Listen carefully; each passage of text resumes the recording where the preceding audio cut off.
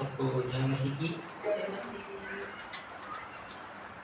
अब तो बड़ा ये रहा कि ज़्यादा लोग बीमार और बहुत कुछ होते रहा।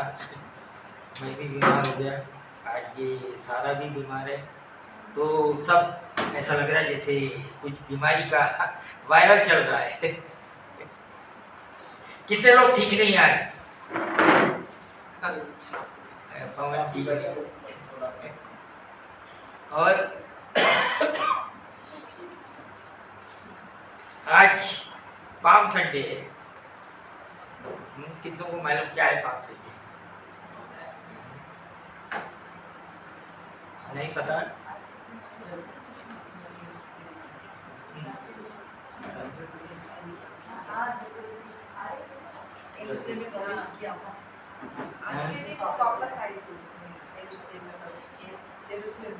अच्छा, बिल्कुल।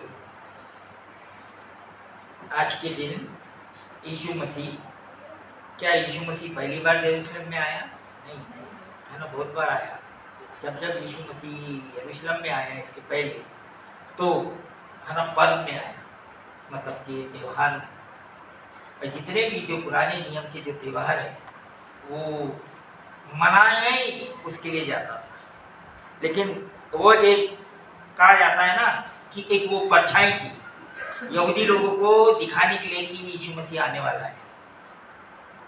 और तो हर एक पर्व में यीशु मसीह था, उधर में आया, लेकिन इस बार वो कुछ मनाने में नहीं आया, है ना, क्योंकि वो जो उसका मकसद था, उसका जो दुनिया में आने का जो मकसद था, है ना, क्या मकसद था उसका? मनुष्य जाति के लिए बलिदान करें, मनुष्य जाति के पापों के लिए अपने आप को बलिदान करें। और बलि जो चढ़ाई जाती है वो कहाँ चढ़ाई जाती है? मंदिर में, है ना। और मंदिर कहाँ था? यरूशलेम में।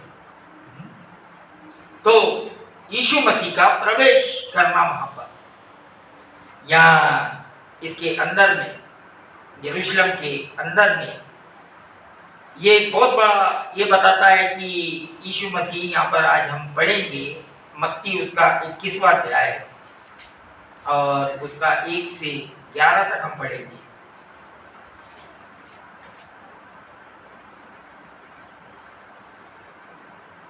जब वे यरूशलेम के निकट पहुंचे और जैतून पहाड़ पर बैतफगे के पास आए तो यीशु ने 2 चेलों को यह कहकर भेजा, सामने के गांव में जाओ, वहां पहुंचते ही एक गदही बंधी हुई और उसके साथ बच्चा तुम्हें मिलेगा, उन्हें खोलकर मेरे पास ले आओ।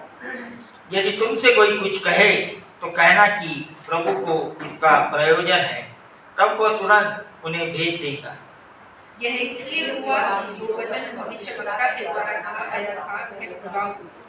सिय्योन की बेटी से कहो, देख तेरा राजा तेरे पास आता है, वह नम्र है और गधे पर बैठा है, वरन लाडू के बच्चे पर। चेलों ने जाकर जैसा यीशु ने मुझसे कहा था ऐसा ही किया, और गधी और बच्चे को लाकर उन पर अपने कपड़े डाले और वह उन पर बैठ गया। तब बहुत से लोगों ने अपने कपड़े मार्ग में बिछाए और अन्य लोगों ने पेड़ों से डालियां काटकर मार्ग में बिछाए। जो भीड़ आगे आगे जाती और पीछे पीछे चलती आती थी, पुकार पुकार कर कहती है कि दाऊद के संतान को होशन्ना, धन्य है वह जो प्रभु के नाम से आता है, आकाश में होशन्ना। जब उसने यरूशलेम में प्रवेश किया तो सारे नगर में हलचल मच गई और लोग कहने लगे, ये कौन है? एक साथ पढ़ेंगे। लोगों ने कहा यह गलील के नासरत का भविष्यवक्ता यीशु है। नहीं, यहाँ जो बताया जा रहा है कि यीशु मसीह यरूशलेम में आया और उसका स्वागत किस तरीके से किया गया है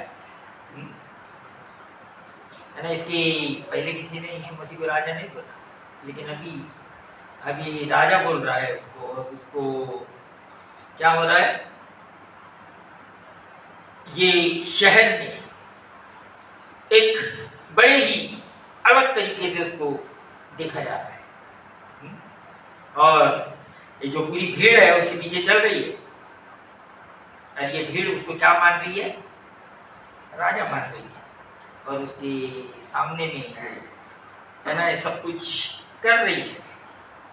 और इसी तरीके से जब यीशु मसीह इनके पास में है तो है ना ये लोग यीशु मसीह को क्या करके स्वीकार कर रहे हैं? राजा करके स्वीकार कर रहे हैं ना, इसका स्वागत कर रहे हैं राजा करके, और खुश हो रहे हैं।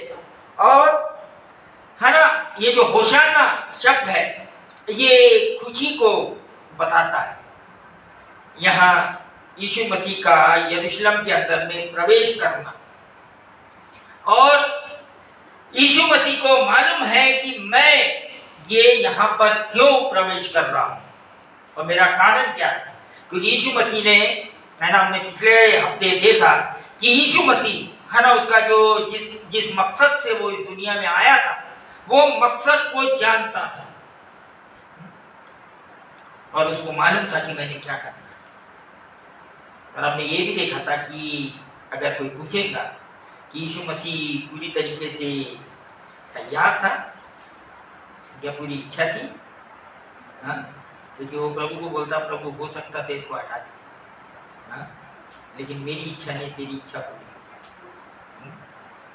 और यहाँ भी यीशु मसीह जब मंदिर के ये यरूशलेम के अंदर में आया तो इसका स्वागत किया गया बहुत अच्छे से, है ना। ये जो भविष्यवाणी है ये जकरिया भविष्यवक्ता ने किया था, है ना। जकरिया 9:9 कोई पढ़िए।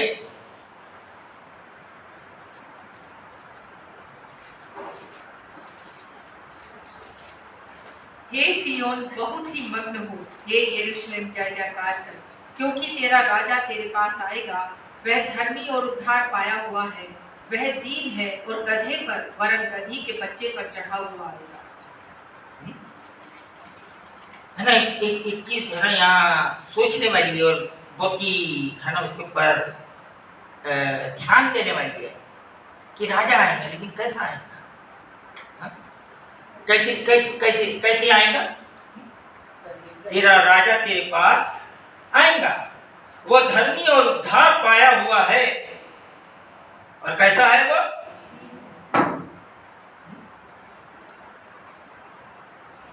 ये है ना मसीह का साइन है कि वो राजा। लेकिन ये जो लोग थे उनके दिमाग में जो राजा था वो कैसा राजा था? आज लोगों के है ना, लोग जब प्रभु बोलते हैं या है ना क्या चीज हमको है ना असली परमेश्वर को और नकली परमेश्वर के को भाग अलग अलग कर देती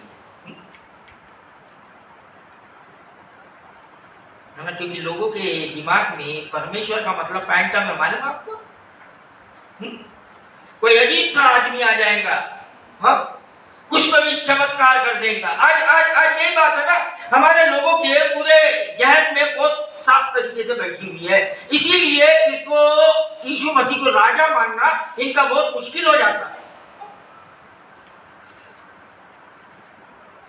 बहुत से लोगों को क्यों वो यीशु मसीह को पूरी तरीके से है ना, क्योंकि यीशु मसीह का जो तस्वीर है ना सबको मालूम फैंटम किसको बोलते हैं। कॉमिक्स के अंदर में बचपन में बहुत पढ़ते थे, या सुपरमैन और लेकिन ये राजा कैसा है? और यही तस्वीर किसके अंदर थी? यहूदी लोगों के अंदर, है ना। यहूदी लोगों का जो उनका जो प्री है ना पहले से जो विचार बना के रखे थे कि मसीहा आएगा, कोई बहुत बड़े है ना जो युद्ध के जो घोड़े होते उसके ऊपर आएगा, उसके हाथ में कोई तलवार रहेगी या बहुत ही कुछ है ना ऐसा कुछ करने वाला या बहुत बड़ा योद्धा होगा वो। उनके दिमाग में ऐसा है ना। हमारे देश में ये बातें बड़ी कॉमन है, क्योंकि हम लोग है ना जितने भी जो यहाँ पर है वो कुछ और मानते थे पहले, और है ना हमारे इधर के सारे तस्वीरों को देखो है ना किस तरीके से दिखाया जाता है। इसीलिए जब यीशु मसीह की बारी आती है तो यीशु मसीह को तो एक जगह रख देते हैं वो, लेकिन उनके दिमाग में वो जो तस्वीर है वो नहीं खत्म होती। बड़ा ही ये है। और यहाँ है ना ये भविष्यवक्ता बोलता कि वो कैसा राजा होगा, हाँ? वो दीन होगा। यहाँ 21 के अंदर में 9 से 11 पढ़िए, ये मत्ती 21। जो भीड़ आगे आगे जाती और पीछे पीछे चली आती थी, पुकार पुकार कर कहती थी, दाऊद के संतान की को होशाना। धन्य है वह जो प्रभु के नाम से आता है, आकाश में होशाना। जब उसने यरूशलेम में प्रवेश किया तो सारे नगर में हलचल मच गई और लोग कहने लगे, यह कौन है? लोगों ने कहा, यह गलील के नासरत का भविष्य वक्ता यीशु है ना। यहाँ पर अभी 2 प्रकार के लोग नजर आ रहे इधर में, हाँ है ना। यहाँ पर मुंह से बोल भी रहे हैं लेकिन अंदर क्वेश्चन भी है, हाँ? भाई दाऊद की संतान है ना। यहूदी लोगों को बहुत अच्छे से मालूम है दाऊद की संतान मतलब परमेश्वर, मतलब मसीह ही दाऊद के वंश में से आएगा। यहाँ दिखता है कि लोग कितने कंफ्यूज रहते हैं। यहाँ पर पता चलता है कि लोग कितने कंफ्यूज है ना। एक इससे तो बोल रहे हैं ये करके, दूसरे इससे भाई ये तो कौन है? नासरत का एक भविष्यवक्ता है, हाँ? राजा मान रहे हैं, हाँ? भविष्यवक्ता बोल रहे हैं, हाँ? लेकिन उलझन में, हाँ? ये उलझन इनकी कौन ये करेगा, हाँ? आज भी है ना लोगों के अंदर में है ना बहुत सारे प्रश्न उठते हैं, बहुत सारा कुछ है ना। ये होता है कि भाई ये क्या हो रहा है, ये राजा किस तरीके से इनके पास में आ रहा है, क्या कर रहा है ना। लेकिन ये जो 5वां वचन पढ़िए इसका 21 का, सियोन की बेटी से कहो, देख तेरा राजा तेरे पास आता है, वह नम्र है और गधे पर बैठा है, वरन लादू के बच्चे पर। कहाँ पर बैठा है ये, हाँ? आजकल आपको एक चीज मालूम है, हमारे देश में कभी कभी है ना पहले के जमाने में ऐसा होता था कि कोई गलत काम किया या कोई कुछ किया तो उसको गधे पे बैठा के पूरे गांव में घुमाया जाता था, हाँ? कभी सुना है साहब, हाँ? यहाँ ये सृष्टि करता, हाँ? इसको गधे पे है ना, और ये मंगाया किसने? यीशु मसीह ने। लेकिन अगर आप जाके पुराने नियम में जब देखेंगे कि जो भी राजा का अभिषेक होता था, जब सुलेमान का जो असली राजा का अभिषेक हुआ तो उसको भी गधे पे बिठाया गया। तो परमेश्वर क्या बताना चाहता है ना, ये जो तानाशाही है, ये तानाशाही नहीं चलती परमेश्वर के राज में। सुनो मेरी बात ध्यान से, है ना। परमेश्वर के राज में तानाशाही नहीं चलती, है ना। परमेश्वर के राज में जो भी राज करता है वो नम्र होना चाहिए, वो दीन होना चाहिए, वो लोगों के प्रति है ना उसको एक है ना एक अलग किस्म का एक विचार होना चाहिए। इसीलिए है ना बहुत से लोग है ना जिन्होंने अपने ही तरीके से एक अपना ही खुद का एक मूर्ति अपने दिमाग के अंदर में बना लिया है ना, कि कुछ तो भी जो प्रभु है, जो सृष्टि करता है, वो कुछ तो भी है ना अजीब सा है। इसीलिए उनको ग्रहण करना बड़ा मुश्किल हो जाता है। और वो जब प्रभु के पास आते भी हैं तो वो बहुत सारी ऐसी बात लेके आते हैं कि हमको कुछ चमत्कार चाहिए या कुछ तो भी हाँ सुपर स्टिशियस चाहिए, हाँ? है ना। इनके साथ में धोखा होता है, क्योंकि प्रभु हमारे कहने से काम नहीं करता। सुनो एक चीज बहुत ध्यान से, प्रभु हम क्या चाहते हैं या हम क्योंकि परमेश्वर भी खुद अपने ही वचन के विरोध में जाके काम नहीं करता, अपने ही चरित्र के विरोध में कुछ और काम नहीं करता, हाँ? तो यहाँ पर ये जो हो रहा है ना, ये लोग इसका आदर कर रहे हैं, या यीशु मसीह को पता है कि ये मेरी बहुत ही है ना, इससे जो मैं इसमें अंदर आ रहा हूँ यरूशलेम के, तो यीशु मसीह जानता है कि उसको क्या करना है। वो आ रहा है बलिदान चढ़ाने के लिए। वो पता है उसको क्या करना है और क्या नहीं करना है ना। यहाँ यीशु मसीह लड़ाई करने के लिए या लड़ाने के लिए नहीं आया। यीशु मसीह आया वहां पर शांति बनाने के लिए। कहाँ कहाँ शांति बनाने है ना। कभी कभी यहाँ पर भी लोग बड़े ही है ना, किसका क्रोध भड़का हुआ है। पाप के कारण परमेश्वर का क्रोध भड़का हुआ है, और मनुष्य के बीच में और परमेश्वर के बीच में क्या है, एक बहुत बड़ी दूरी है, एक बहुत बड़ा गैप है ना। तो शांति कराने वाला क्या करेगा, है? वो दोनों को एक साथ जोड़ेगा। तो यीशु मसीह जो यहाँ पर है, हाँ, वो लड़ाई कराने के लिए नहीं आया। क्या कराने के लिए आया? मेल मिलाप कराने के लिए आया। हाँ, और वो कैसा राजा है? वो दीन है और बहुत ही है ना, जिसको बोलते नम्र है। परमेश्वर का जब हम है ना उसका सही चरित्र नहीं समझते, या हम उसको सही चरित्र, उसके चरित्र से नहीं देखते, तो हम है ना क्या करते, मालूम, मूर्ति पूजा करते रहते हैं। मूर्ति पूजा का मतलब क्या है मालूम? क्या? अपने सोच में अपने प्रभु को बना लेना, अपनी खुद की सोच से सोच लेना कि परमेश्वर ऐसा है। और है ना बहुत से बार है ना हमारे देश में ऐसा बोला जाता है कि भाई हम तो मूर्ति नहीं रखते। मैं मूर्ति वो जो पत्थर की बनाई है वही नहीं है। यहाँ जो दिमाग में जो सोच है ना, वो सबसे बड़ी मूर्ति है। कभी कभी है ना लोग अपने आप को, खुद को ही परमेश्वर बना के रखते हैं, ज्यादा करते हैं। ये सबसे बड़ा पाप है, अपने में ही खुद के गॉड। क्यों?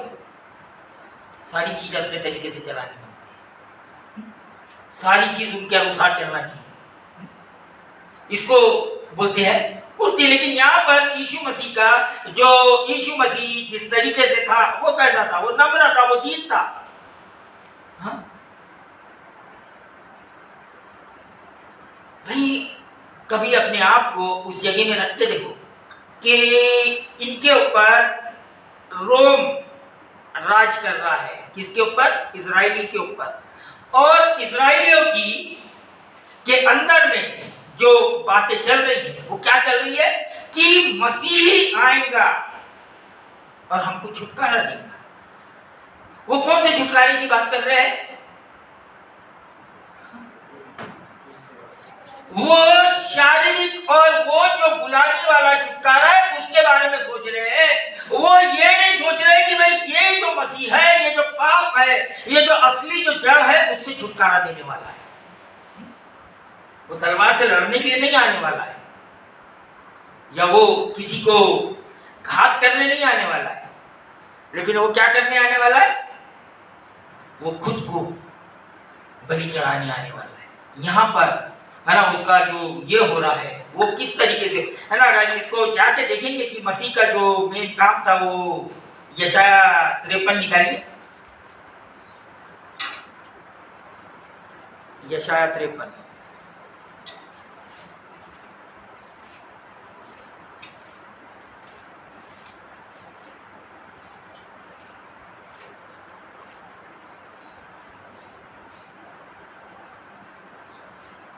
पढ़िए उसको। जो समाचार हमें दिया गया उसका किसने विश्वास किया, और यहोवा का भुजबल किस पर प्रकट हुआ? क्योंकि वह उसके सामने अंकुर के समान और ऐसी जड़ के समान उगा जो निर्जल भूमि में फूट निकले। उसकी न तो कोई सुंदरता थी कि हम उसको देखते, और न उसका रूप ही ऐसा दिखाई पड़ा कि हम उसको चाहते। वह तुच्छ जाना जाता और मनुष्यों का त्यागा हुआ था। वह दुखी पुरुष था, रोग से उसकी जान पहचान थी और लोग उससे मुंह फेर लेते थे।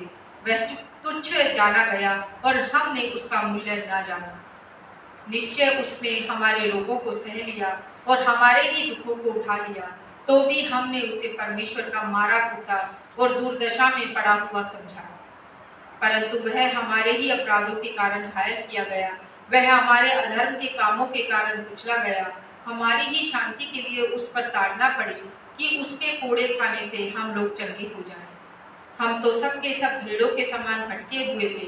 हम में से हर एक ने अपना अपना मार्ग लिया और यहोवा ने हम सबों के अधर्म का बोझ उसी पर लाद दिया। वह सताया गया तो भी वह सहता रहा और उसका मुंह न खुला। जिस प्रकार भेड़ वध होने के समय और भेड़ी ऊन कतरने के समय चुपचाप रहती है, वैसे ही उसने भी अपना मुंह न खोला। अत्याचार करके और दोष लगाकर वे उसे ले गए। उस समय के दोनों लोगों में से किसने इस बात पर ध्यान दिया कि वह जीवितों के बीच में से उठा लिया गया? मेरे ही लोगों के अपराधों के कारण उस पर मार पड़ी। उसकी कब्र भी दुष्टों के संग ठहराई गई और मृत्यु के समय वह धनवान का संगी हुआ। यद्यपि उसने किसी प्रकार का उपद्रव न किया था और उसके मुंह में कभी छल की बात भी नहीं निकली थी, तो भी यहोवा को यही भाया कि उसे कुचले। उसी ने उसको रोगी कर दिया। जब वह अपना प्राण दोष बलि करे, तब वह अपना वंश देखने पाएगा। वह बहुत दिन जीवित रहेगा। उसके हाथ से यहोवा की इच्छा पूरी हो जाएगी।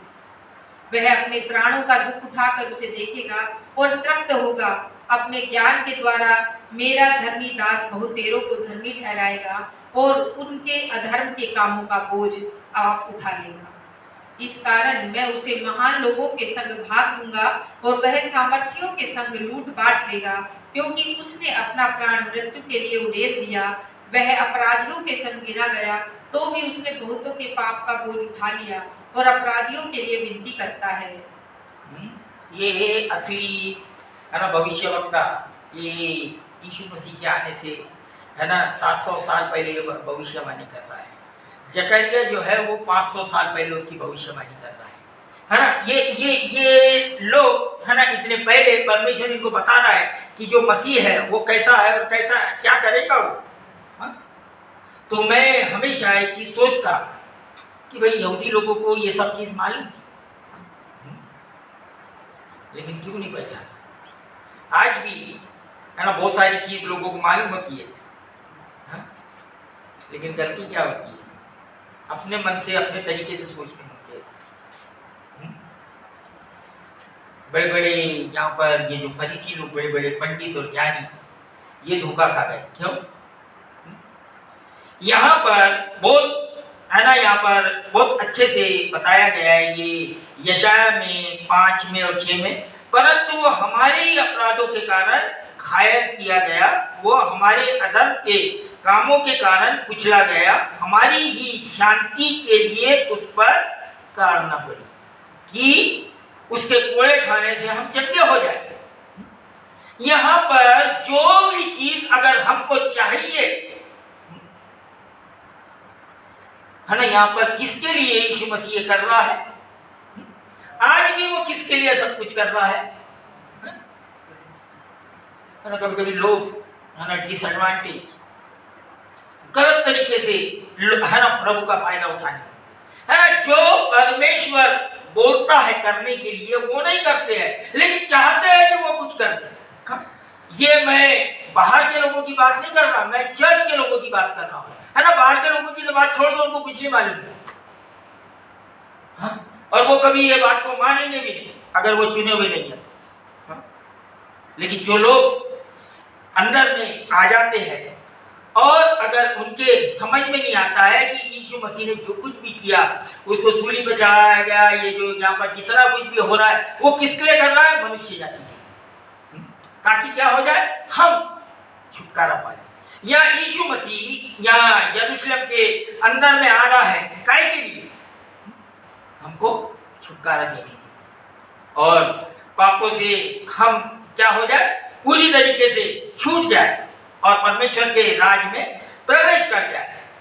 तो यहाँ पर आना यशाया 53 को जाके है ना बार बार है ना स्टडी करो कि यीशु मसीह का मकसद क्या था और क्यों है ना। यहाँ पर जैसे 53 में जिस तरीके से ये शुरुआत किया इसने, ये जो लिखने वाले ने, जो यशाया ने शुरुआत किया इसका 53 का, ये बोलता किसने हमारे सुसमाचार के ऊपर भरोसा किया? जो सुसमाचार हमें दिया गया उसका किसने विश्वास किया? है ना, लोग क्योंकि किस तरीके का राजा चाह रहे थे, बहुत ही वैभवशाली, बहुत ही कुछ भी, लेकिन ये कैसा आया? है ना, यहाँ 53 का 2 पढ़ेंगे। क्योंकि वह उसके सामने अंकुर के समान और ऐसी जड़ के समान हुआ जो निर्जल भूमि में फूट निकले। उसकी ना तो कोई सुंदरता थी कि हम उसको देखते, और ना उसका रूप ही ऐसा दिखाई पड़ा कि हम उसको चाहते। हाँ, परमेश्वर का काम मनुष्य के समान नहीं होता है ना। लोग जो है वो चेहरा देख के और ऊपर का डील डाउन देख के, है ना, उसको सोचते हैं ये बड़ा अच्छा आदमी है। यीशु मसीह ऐसा आया कि उसको लोग तुच्छ समझते। देखो आज है ना क्लैश कहाँ होता है लोगों के साथ। मैं ये नहीं बोल रहा कि अच्छा दिखना खराब है। परमेश्वर क्या तोड़ना चाहता है लोगों का? इनके जो अपने विचार होते हैं ना, इसको तोड़ना चाहता है कि तुम जो परमेश्वर के बारे में जो तस्वीर बना के रख रहे हो उसको तोड़ना चाहता है। यहाँ यीशु मसीह ऐसे हुआ कि उसको कोई चाहता नहीं था। सुन लो मेरी बात। लेकिन आज दुनिया में सबसे ज्यादा लोग जो यीशु मसीह को मानते हैं, हाँ? आज दुनिया में सबसे ज्यादा लोग किसको मानते हैं? हाँ? क्योंकि बहुत सुंदर था या बहुत बड़ा कुछ था इसलिए मानते हैं? हाँ? क्यों मानते हैं? क्योंकि सिर्फ एक ही उद्धार करता है, यीशु मसीह, दूसरा कोई नहीं है। दूसरे नाम से उद्धार नहीं है, इसीलिए मानते हैं कि वो कोई बड़ा वैभवशाली था या कुछ था। नहीं, क्या चीज से वो उद्धार करता था? जिसने कभी पाप नहीं किया। इसीलिए मानते हैं कि वो कुछ किया, इसीलिए मानते हैं।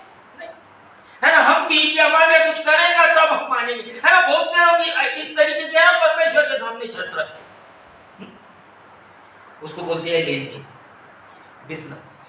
है ना, क्योंकि दुनिया में ये जो लेन देन है ये परमेश्वर के भी साथ करने मांगते लोग कि तुम हमारे लिए कर दे तो हम ये कर दे। लेकिन यहाँ ये बात हमारे बीच में नहीं होना चाहिए, खास करके जो असली मसीह है। क्योंकि मसीह लोगों में भी 2 प्रकार के मसीह है, एक असली मसीह और एक नकली मसीह, जो जिंदगी भर कुछ कुछ सुनते रहते हैं, आते रहते हैं, लेकिन जीवन में कभी परिवर्तन नहीं होता है, ना कभी वो यीशु मसीह की समानता में रहते हैं। या लोग पूरी तरीके से, है ना, इनके यीशु मसीह के पीछे यहाँ पर बहुत खुश हो गए, ये हो गए। लेकिन ये जो आखिरी में है ना, ये जिस तरीके से ये जो 11 वचन जो बोल रहा है ना, ये बड़ा ही एक ऐसा शब्द है जो भी जो नासरत से आता है ना वो तुच्छ जाना जाता है। क्या लिखा है 11 में? लोगों ने कहा वह गलील के नासरत का भविष्यवक्ता यीशु है। हाँ, मतलब यहाँ पर कैसे बोलेंगे, जैसे ओ यार ये तो बिहार से आया हुआ है। हाँ ना, बड़ा। लेकिन अगर आप देखेंगे कि है ना बिहार है ना सबसे ज्यादा IAS में से, हाँ? है ना, बड़ा।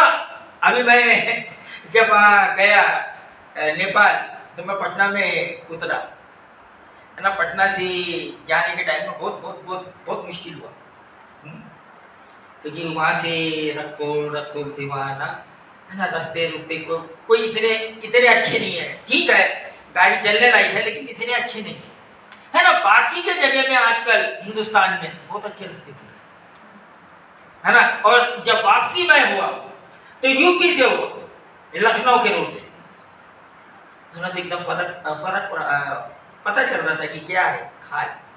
हाँ, यूपी के रास्ते एकदम ठीक ठाक हो गए आजकल, खास करके हाईवे बहुत अच्छे हुए। लेकिन बिहार का कुछ इतना कुछ है ना बदला नहीं। और ये मेरे साथ में ये सैंडी और रॉबिन और प्रेम और बबलू, है ना, पास्टर जी ये कैसा, मैंने बोला भाई कुछ मत बोलो, ये सब बिहार है। हाँ, इनके बारे में हम कुछ बोल नहीं सकते। हाँ, क्योंकि अगर तुम किसी को बोलेंगे ना वो लड़ने के लिए तैयार है एकदम से। हाँ, तो चुपचाप से जो मिलता है खा लो, जो है ना रास्ते है उस पे चुपचाप से चलते रहो। तो यहाँ पर ये जो नासरत शब्द है ना, ये यहूदी के लिए नासरत मतलब एक पिछड़ा हुआ जगह। हाँ, ये भविष्यवक्ता वहाँ का है ना, है ना। यहाँ देखो लोगों की मेंटालिटी, राजा भी बोल रहे हैं और ये भी बोल रहे हैं ना, दोनों प्रकार के लोग हर जगह, ये दो प्रकार के लोग हमेशा होते हैं, है ना। तो यहाँ पर हम किस प्रकार का राजा चाहते हैं? हमारे लिए आज यीशु मसीह किस प्रकार का राजा? आज लोगों से प्रश्न है, आपके लिए हमारे लिए यीशु मसीह किस प्रकार का राजा है? हाँ, प्रेरितों के काम 10:36 निकालिए।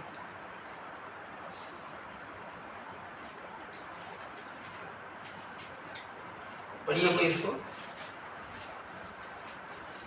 परंतु पतरस ने उसे उठाकर कहा, खड़े हो, मैं भी मनुष्य हूँ।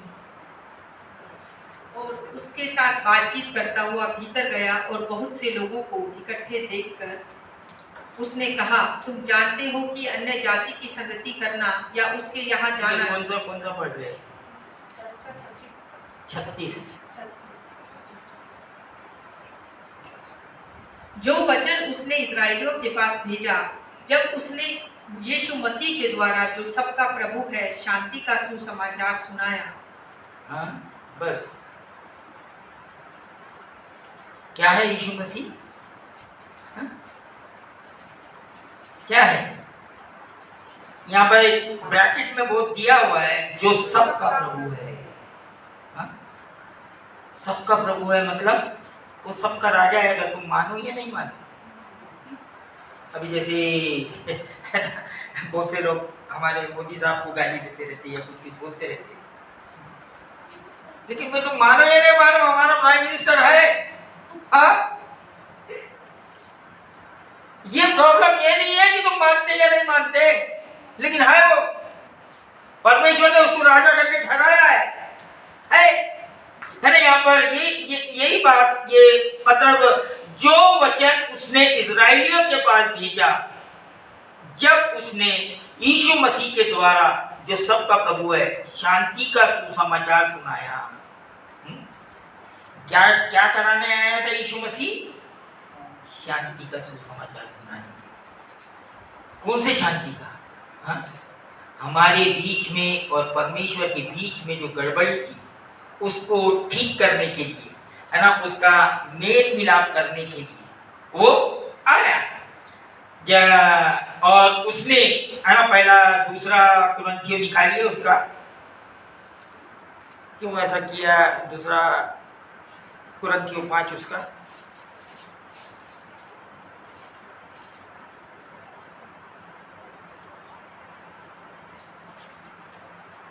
बीस से बढ़िए। इसलिए हम मसीह के राजदूत हैं, मानो परमेश्वर हमारे द्वारा विनती कर रहा है। हम मसीह की ओर से निवेदन करते हैं कि परमेश्वर के साथ मेल मिलाप कर लो।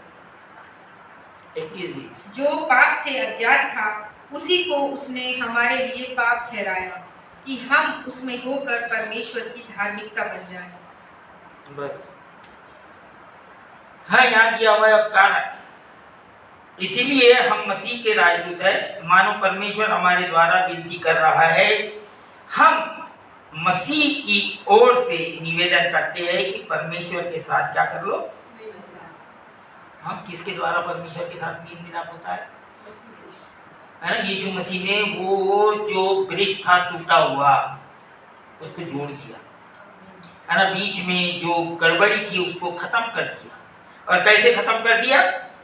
जो पाप से अज्ञात था उसी को उसने हमारे लिए पाप ठहराया, ताकि हम क्या हो जाए? परमेश्वर की धार्मिकता बन जाए। मतलब हमारी जो धार्मिकता है, हम अपने आप को ऊपर से क्या बताते हैं, क्या बताने नहीं बताने की कोशिश करते हैं, वो नहीं है असली बात।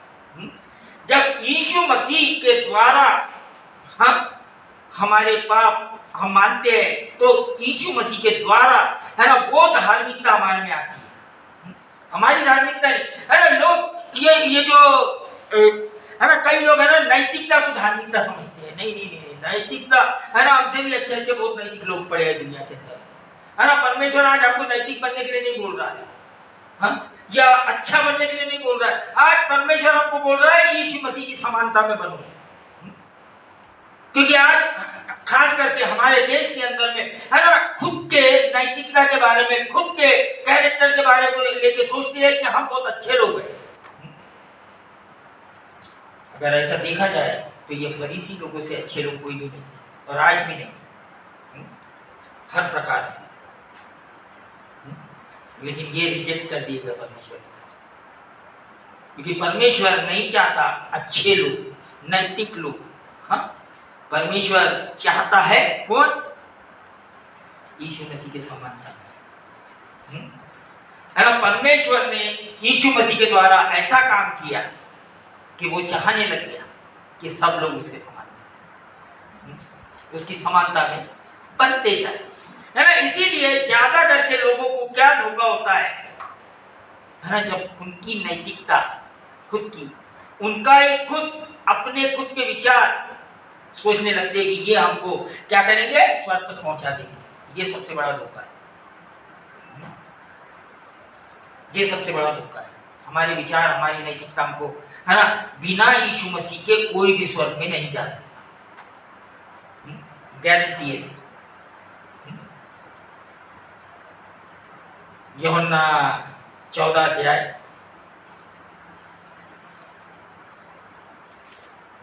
6-7 पढ़िए उसका। यूहन्ना 14। यीशु ने उससे कहा, मार्ग, सत्य और जीवन मैं ही हूँ। बिना मेरे द्वारा कोई पिता के पास नहीं पहुँच सकता। यदि तुमने मुझे जाना होता तो मेरे पिता को भी जानते, और अब उसे जानते हो और उसे देखा भी है। हाँ, किसी ने भी ये क्लेम आज तक दुनिया के अंदर में किसी ने भी नहीं किया। जितने भी आए ना, सबने बोला हम परमेश्वर नहीं है, हमारे पीछे मत चलो। एक ने भी नहीं बोला मेरे पीछे आओ। हाँ, है ना, हर एक ने क्या बोला, मालूम क्या, मेरे पीछे आओ, मैं तुमको रास्ता दिखाता हूँ। हाँ, कि परमेश्वर के पास जाने का रास्ता कौन सा है। लेकिन यीशु मसीह ने नहीं बोला मैं रास्ता दिखाता हूँ। यीशु मसीह ने क्या बोला, मैं रास्ता हूँ।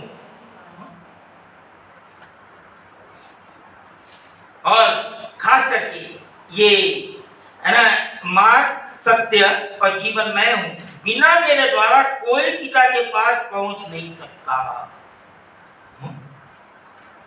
कोई भी बिना यीशु मसीह के स्वर्ग में जा नहीं सकता, आप कितनी भी कोशिश करो। ये सत्य अगर आज हम है ना ये बोल के प्रचार करें कि यीशु मसीह भी एक है, आप किसके भी साथ जाओ, यीशु मसीह एक है, आप पहुंच जाएंगे। नहीं नहीं नहीं नहीं, तो हमारे ऊपर कोई सतावट नहीं आएगी। मालूम आपको क्यों सतावट आती? मालूम आपको, जब हम बोलते हैं कि एक ही है, उसके सिवा दूसरा नहीं है, तब लोगों को गुस्सा आता है। इसी में पहचान होती है असली कौन है। उसी में पहचान होती है। लोगों का क्या विचार है कि हमको अपनी मनमानी करने दो। जो परमेश्वर ने जो रास्ता बनाया उसको नहीं मानेंगे हम अपने खुद के रास्ते तैयार करेंगे। हम क्या करेंगे? अपने ही खुद के रास्ते तैयार करेंगे। यही हो रहा है। इसीलिए आज यीशु मसीह जो है वो हमारे लिए कैसा राजा है। ये हमारे जीवन में और भी बहुत सारे राजे बैठे जो हमारे जीवन पे राज करते हैं। वो कोई भी आपके कोई भी चीज़ हो सकती है जो यीशु मसीह नहीं कर रहा, लेकिन बहुत सारे यीशु मसीह भी उनमें से एक राजा है।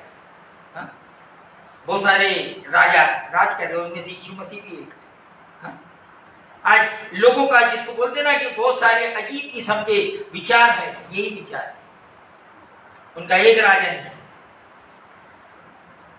किस तरीके से आज हम उसका आदर करेंगे एक राजा के समान? अपना जीवन उसके हाथ में देके, है ना, यरूशलेम के अंदर में उसका जो क्या बोलते आगमन हो रहा है, क्या करने जा रहा है? मनुष्य के पाप के लिए बलिदान चढ़ाने के लिए जाना। कहाँ पर? क्योंकि यरूशलेम में मंदिर है परमेश्वर का, और बलिदान मंदिर में चढ़ाया जाता है। यरूशलेम में ही यीशु मसीह का है ना। लेकिन एक और एक बहुत खास चीज़ है, ये बहुत है ना, ये है कि यीशु मसीह को मंदिर में नहीं मारा गया, बोलता है शहर के बाहर मारा गया।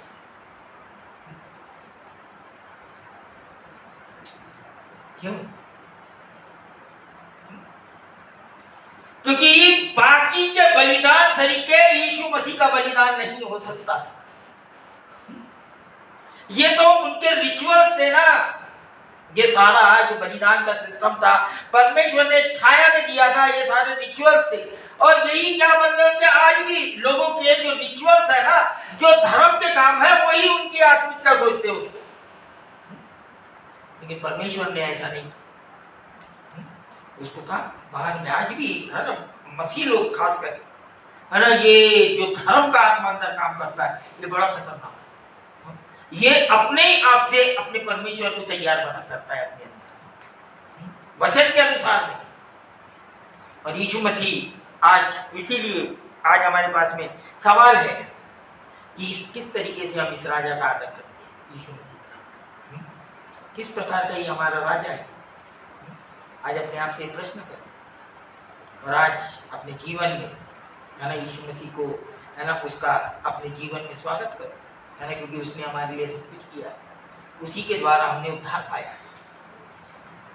आइए अब आगे का समय है ना एक गीत गा के, और उसके बाद में हमें इसको अंत करेंगे। आइए गीत गा के हमारा जो ऑफरिंग वगैरह है वो दे।